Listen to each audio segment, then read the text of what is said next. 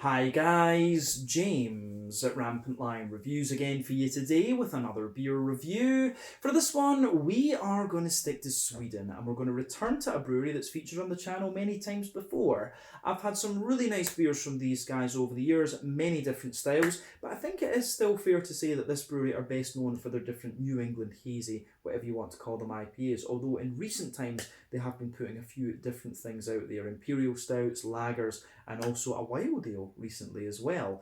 But I would probably say that this brewery is more of a kind of solid all-round one these days. They are one of the best known names when it comes to Swedish craft brewing, and a brewery that I would highly recommend you check out if you are interested in Swedish craft beer generally.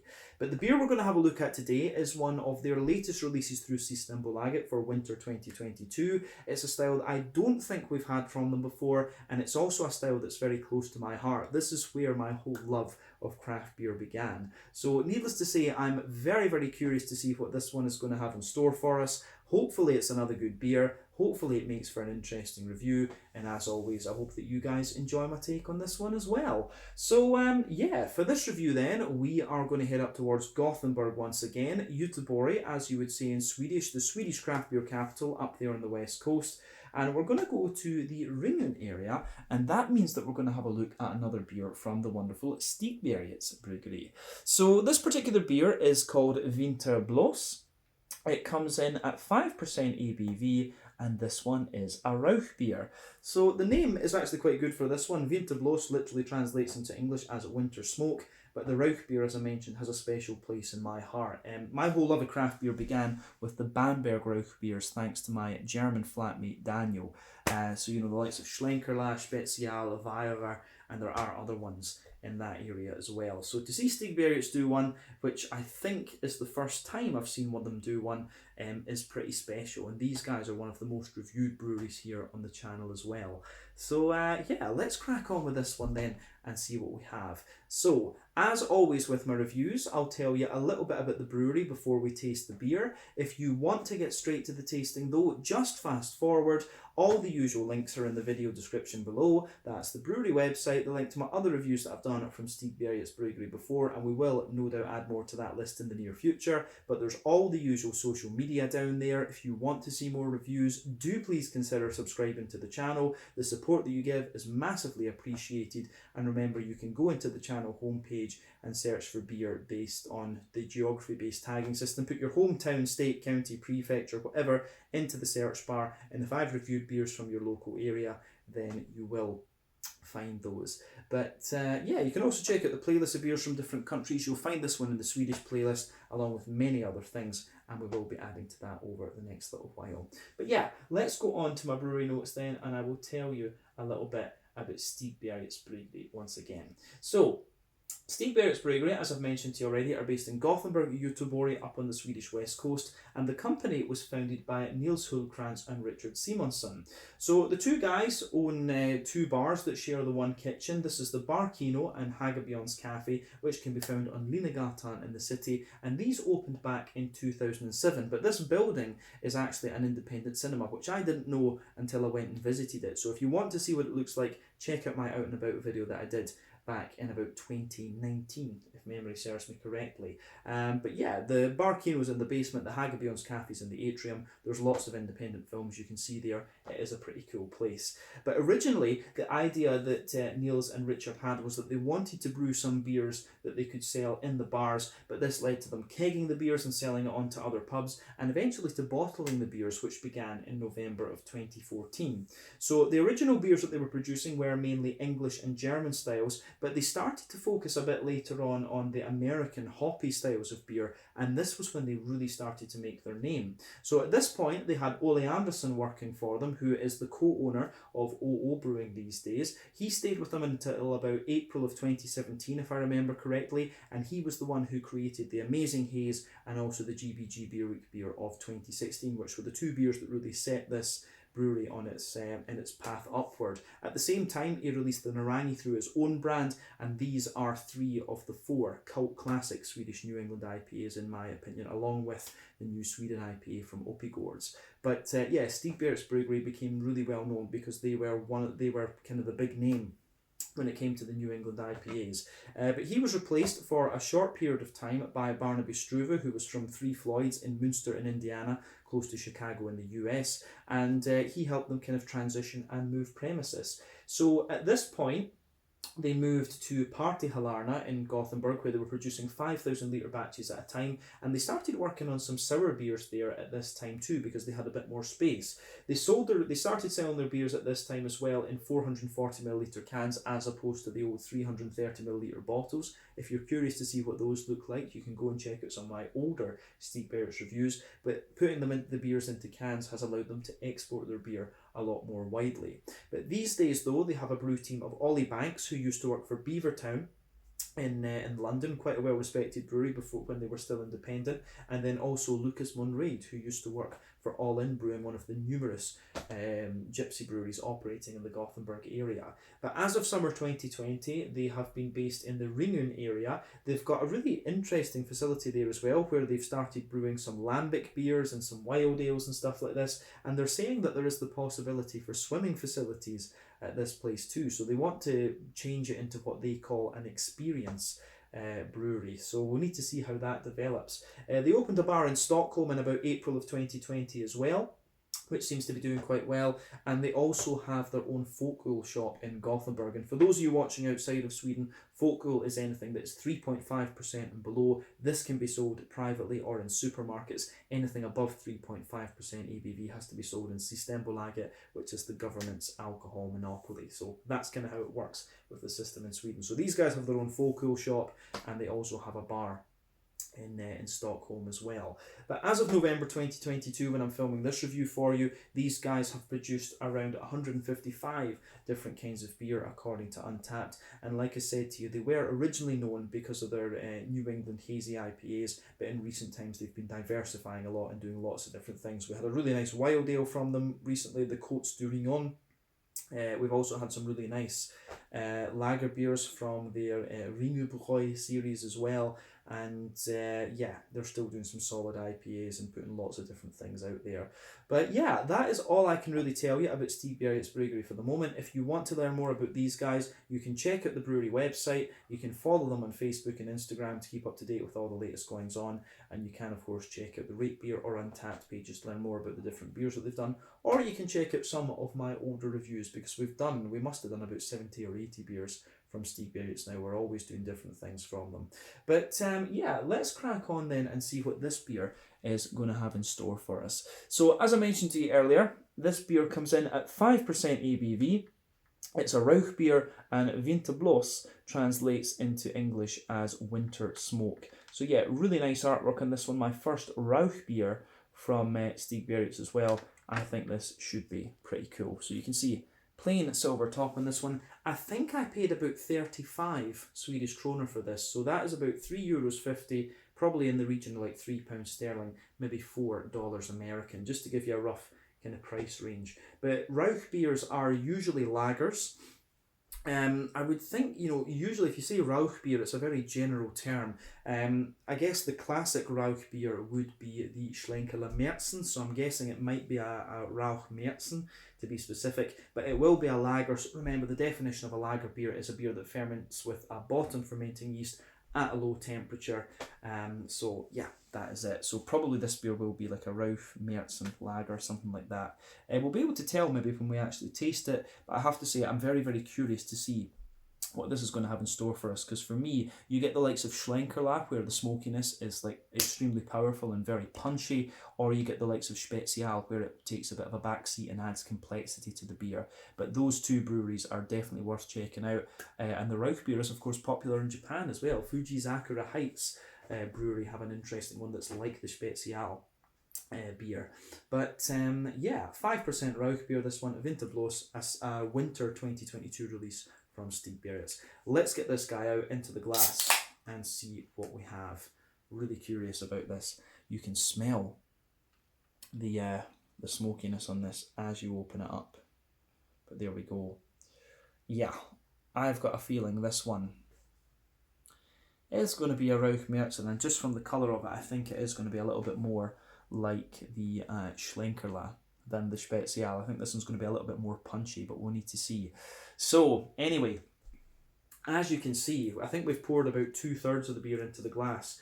As you can see with this beer, it's got a lovely dark red sort of mahogany colour to it. Before the head disappears, you can see that it's poured with just under a finger of a frothy, I would say, pardon me, I would say a kind of fawn, maybe slightly ivory coloured head. I'll just let you guys have a little look at that, but there's a mix of medium and small bubbles in there. You can see that the medium bubbles more toward the bottom and the smaller bubbles a little bit up top. But yeah, a few bigger ones up there as well. But yeah, that head I think is going to fade away to be a thinner, more foamy layer the more that you drink of this beer.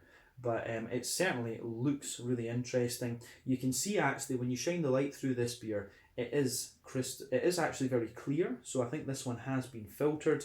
So yeah, that's quite interesting, but definitely a nice dark sort of ruby edge to it, but colour wise it's sort of rosewoody, dark mahogany, yeah, which is certainly not out of the question for this particular style of beer. We don't know exactly what type of lager beer this one is with the Rauch malt in it. They've maybe done just a more kind of standard, you know, when they call it a Rauchbier, they might have just based something on the Märzen, which is obviously a slightly stronger and more kind of malty, caramelly, biscuity type lager beer.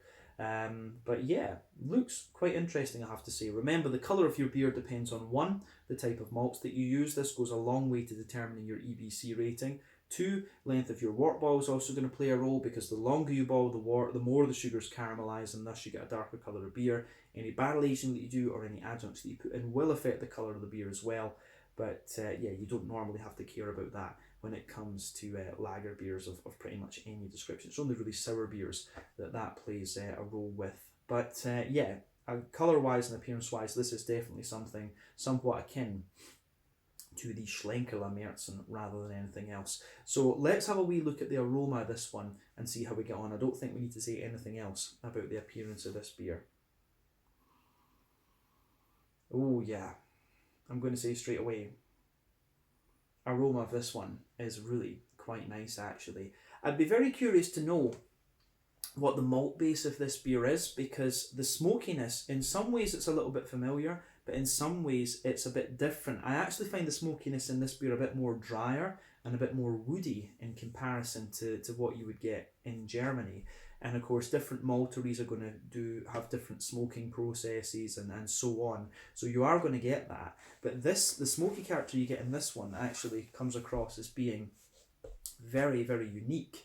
Because of that woodiness. You know, I always talk about Scottish peat, how it's quite an earthy and grassy smoke you get out of that, whereas if you go to the German Rauch malts, they're always a little bit more kind of meaty and Maillardy and barbecue. You know, you've got a little bit of that. So the smoky character you get in this beer, for me, is really quite interesting. Yeah, aroma wise, that is really, really quite nice, I have to say. Yeah, very unique though, and you know, if Stigbergets are going to do beers like this, you do want them to be quite unique. So let's just break this down and describe the aroma for you a little bit more in depth. I will say this is a really interesting beer, so I'm curious to see how this translates into the flavour. But yeah, backbone of the beer, absolutely. You get this lovely kind of dry, woody character out of it. It's not oak, of course. It does have a little bit of that beechwood smell to it, and of course the famous producer of Rauch malt is Weiermann in Bamberg, and they burn beech logs to smoke the malt, and it works really nicely. So this beer, it does have that little bit of a drier kind of beech malty kind of character to it, but it's definitely, it's not quite as meaty. It really isn't quite as meaty. Could they have smoked this, if this is a Swedish maltery, which it could well be, because as I say, it strikes me as being a little bit more kind of unique and dry. I wonder if they've maybe burnt birchwood, because that's obviously quite abundant in Sweden, and that would account for the fact that the smoke is a little bit different. Because the smokiness that you get in this beer is quite dry at the same time, and it's quite woody, but it also just has this little bit of kind of wet, foresty type smell to it, which is kind of interesting. And I've seen that with you know, when you've been in a birch forest before, it smells kind of a little bit like the ground when the aromas come up after the rains come down. It kind of, the backbone of this beer really smells like that, like a forest just after it's rained. But yeah, wet, you know, little bit of dry wood, lots of woodiness. and a little bit of that kind of wet, fresh, grassy, foresty sort of thing, like moss almost. So yeah, the smoky character in this beer is really interesting, but very different. But yeah, you definitely get a nice little bit of breadiness to this beer. There's some kind of wholemeal brown bready bread crust to the beer. That actual wholemeal brown bread as well. I don't know if I would go as far as saying rye bread for this beer. I don't know if I would go as far as saying rye bread for this one, but it wouldn't surprise me. So yeah, you've got the smoky notes that I've described in this one are kind of infused within the bread. So the base layer of the beer, I think, is the wood. Then you've got the bread crust, and then those kind of big bready notes, and that's where the smoky character is. That's where the smoky character all comes together in this one, actually. So yeah, the way that the beer goes together, that sense, is quite interesting. Yeah.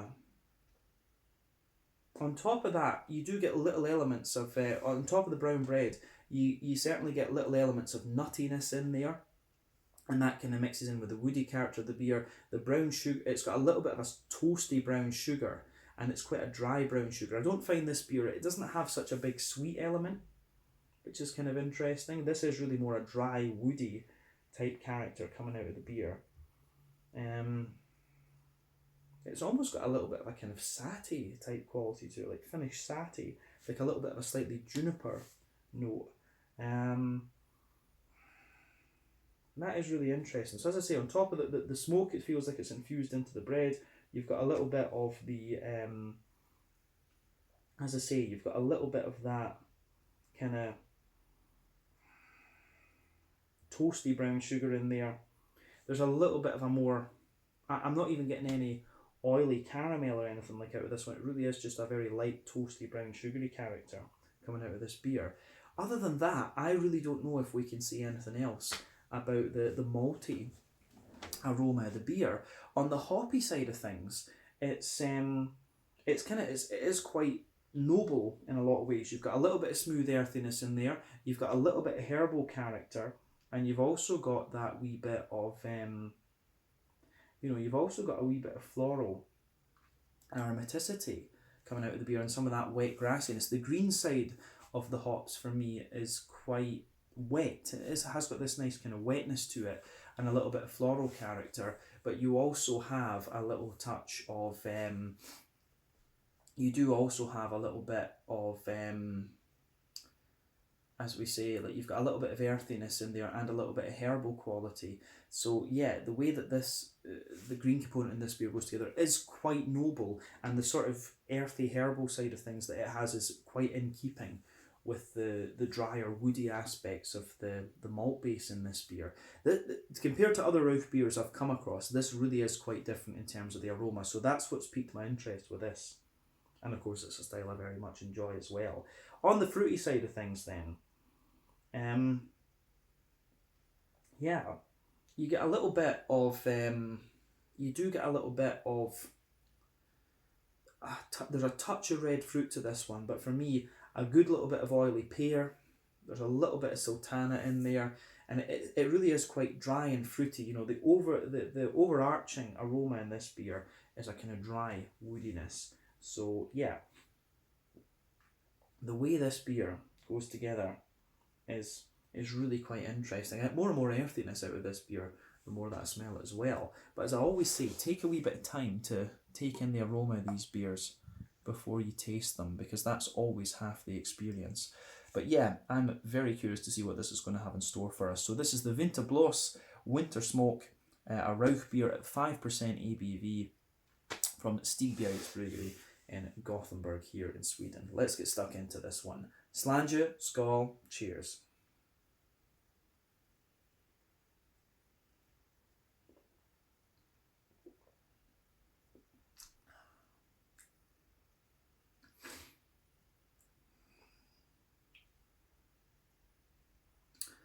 That's quite interesting.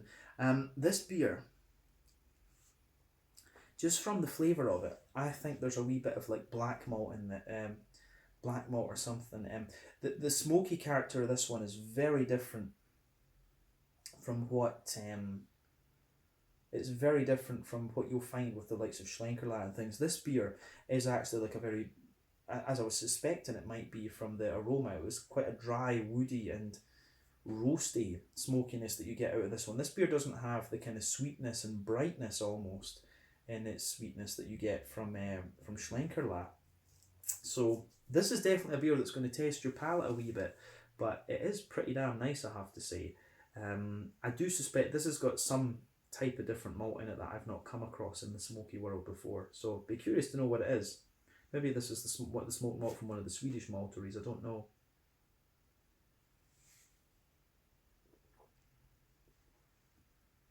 But you can tell from the flavour and straight away with the beer, it is a lager. It's got a really nice light but still quite smooth and wet mouthfeel to it, so you know, pretty certain this is a lager beer. But yeah, let's break the flavour of this beer down a little bit and describe it for you that wee bit more in depth. In the middle third of your palate then, you can feel there's a bit of that kind of roasty toasty, there's a bit of a roasty toasty, well fired base to the beer just on top of the wood, but you feel the backbone of the beer is that smooth, dry, woody character. And it does feel a little bit more like beech wood in the flavour, in fairness, but I still wonder about birch. You know, I've had one or two beers that I've had like birch twigs or whatever, birch wood, birch chips put into them, and the woody character in this beer just reminds me of those, because the birch wood, instead of being like quite dry, the birch wood is actually, it has a little touch of an almost kind of spiciness and like a grassy, barky character to it in a sense. So I'm getting a little bit of that in this beer. You've got this woody backbone that just feels a little bit different, and it gets drier the further into the aftertaste you go as well. But on top of the wood, there's a little bit of a roasty, toasty, like well-fired bread crust.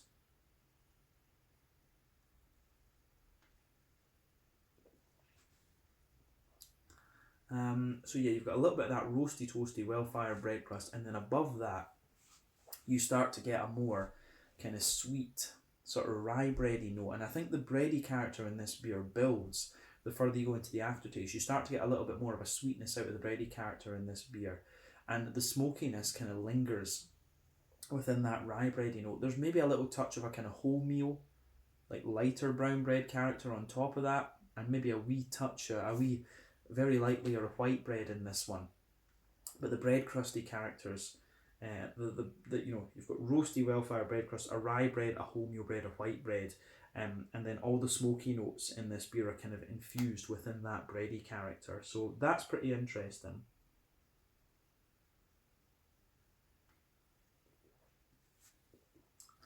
So on top of that, you know, the more that your palate adjusts to this beer, you do actually get a little bit of sweetness out of it.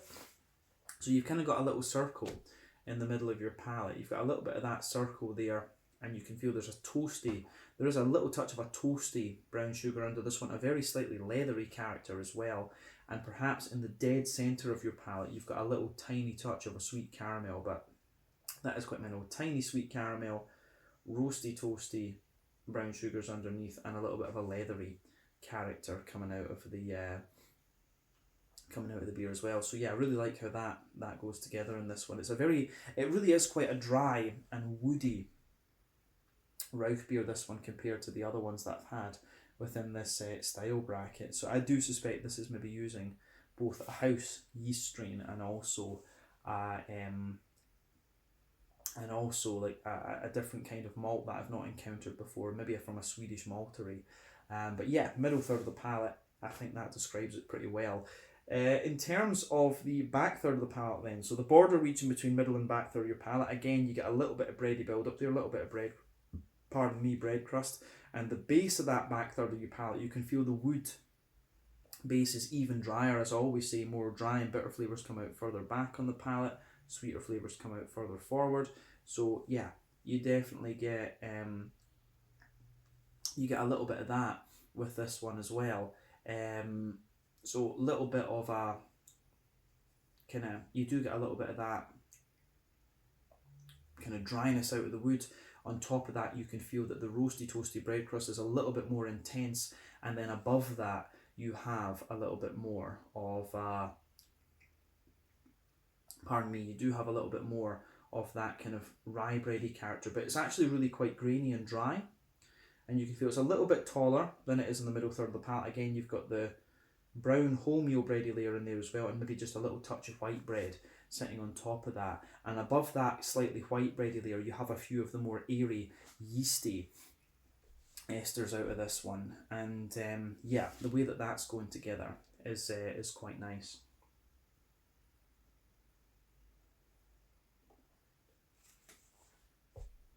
So the yeasty esters in this beer for me, it's like a lighter, more airy, brown, farmhousey type bread. There's a little touch of woodiness and a little bit of an almost honeycomb note to it as well. So on the top of the back third of your palate, you certainly get a little bit of sweetness out of the beer, and you can feel the flavour on that back third of the palate is taller. And as you come further forward, it just squashes down and condenses together that little bit more. But the further you go into the aftertaste with this beer, you get more woodiness, you get more roastiness, and that little bit of kind of dry, smoky character out of the beer. But yeah, let's go on to the the hoppy side of things then and look at that. So back corners of the palate then, there's a good little bit of earthiness to this beer, and the earthiness actually has a fair little bit of dryness to it, which is kind of interesting. Again, I'd be curious to know what hop and things they used in this beer. But as you move further forward, it's a little touch herbal, and as you push toward the kind of front corners of the palate, it's a little bit more sort of floral and aromatic kind of sense. So yeah, a bit of earthiness, a little bit of herbal character, and a more floral aromatic note around the kind of front corners of the palate. Round the front curve of your tongue, it's got a little bit of a lighter grassy note there, and the grassiness actually has a fair wee bit of dryness to it as well. So for me, this beer really is quite dry, but it's got a very interesting flavour profile to it for sure, and the smokiness is quite unique. So let's look at the front third of your palate then, and the fruity side of things. So the border region between front third and middle third of your palate, again, you get a little bit of bready build up there, a little bit of bread crust, a kind of slightly woody sort of thing. Then the base of the front third of your palate is more of a smooth woody note in there. You actually get a little touch of that kind of meatiness out of the smoke there, which is quite interesting. Above that though, you have that nice oily bubble where the juicy fruity esters just roll their way out of the beer.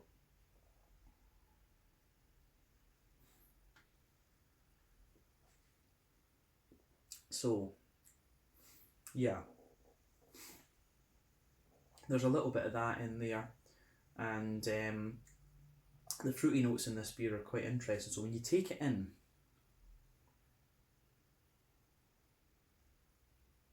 you do have a little bit of red fruity character there, like a little bit of a raisin or something like that. But it has at the back of that front third of your palate, there's a tiny little bit of date in there. There's a little bit of sultana, but underneath that, of course, you get the woody notes coming out of this one. You get a lot of the dry woodiness there, and that promotes this kind of sultana-y, peary type note, that sultana dry peary note. But as I say, a little touch of red fruit when you take the liquid in and have it on your tongue. But as you move further forward toward the very front tip of your tongue, you get more of the dry sultana. You get a little bit more of the sultana. You get a little bit of the dryness out of it.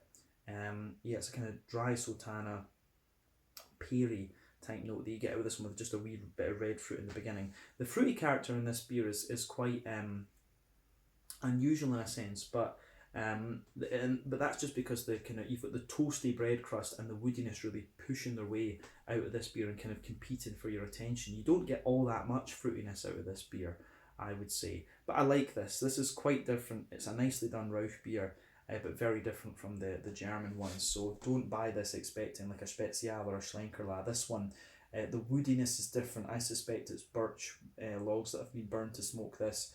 And yeah, the roasty bread crusty notes are a wee bit different as well. So yeah, an interesting beer. It gets a thumbs up from me, but certainly quite different, I have to say. Yeah, let's round off this review with a wee look at the mouthfeel then.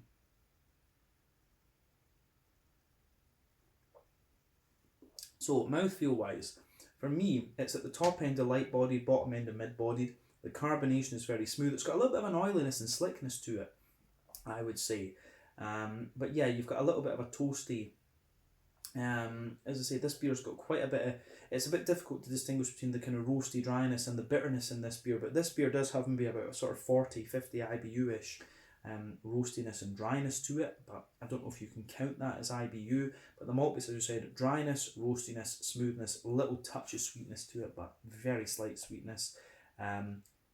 We've talked about the green component. It's a mix between earthy and herbal on one side and a more grassy floral note in there, but very smooth. The fruity notes are very dry as well in this. Overall, this is quite a dry drinkable beer. This is quite, you know, if you have a steak or something, this is quite a nice beer to pair it with, I would say. But definitely one of the drier and roastier examples of a Rauchbier that I've come across. And if we sort of place it within the Märzen category or whatever, it's kind of interesting. I think it would probably fit within the Rauch Märzen or Rauch Dunkel type category, but it's a wee bit difficult to say. But whatever it is, it's an interesting beer and something a wee bit different from Stigbergets, but certainly one of the drier Rauch beers that I've ever come across. So yeah, I think we can leave it at that for this one. This was the Vinterbloss, the Winter Smoke, a 5% Rauch beer from Stigbergets Bryggeri in Gothenburg. Interesting beer, quite different from the other Rauch beers I've had, and I'm glad that I got to try this one. So yeah, let's leave it there. Once again, thank you for watching my beer reviews. Until the next time, please like, subscribe, share, all the usual YouTube stuff. Let me know your own thoughts on this beer in the comment section below. Let me know what your favourite beers are from Stigbergets Bryggeri as well, and I will see you guys in the next review. Just very curious about this, and I'm going to enjoy sipping on the rest of this. We'll see how it develops. But yeah, hope you guys enjoy this. Check out my social media, check out theirs. This one was the Vinterbloss Rauchbier from Stigbergets in Gothenburg. Slange, skål, and cheers.